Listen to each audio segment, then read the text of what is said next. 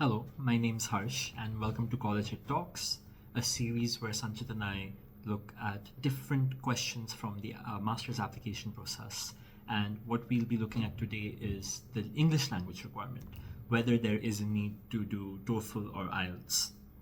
So all of the universities ask for a specific minimum English language requirement, whether it is, let's say, a 6.5 or 7 in IELTS or maybe a 90 or 100 in TOEFL. It is really odd to see this, especially when many of us studied at a law school where English was the main language of teaching or mode of communication. But one very important factor that I saw in most of the universities was that you should keep an eye out for the English test waiver. I've done this with most of my applications where I did get this waiver.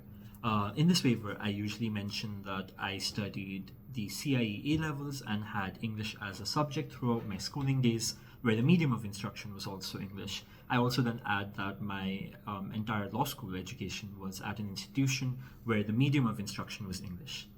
I then also write in this letter that, if required, I would be happy to provide them with an English test score, but of course I would appreciate a waiver from the same, as I believe that I would definitely meet the requirements. So this has worked at nearly every university I applied to. It worked for NUS, it worked for Oxford, it worked for Geneva, it worked for the University of Hong Kong, and others. The only one that still asked me for the test score was the University of Cambridge, and that too was only after I had received a conditional offer. So the language requirement was the condition that they had put on my offer letter. So I think that you should always try to submit a language requirement waiver because most of the places do accept this.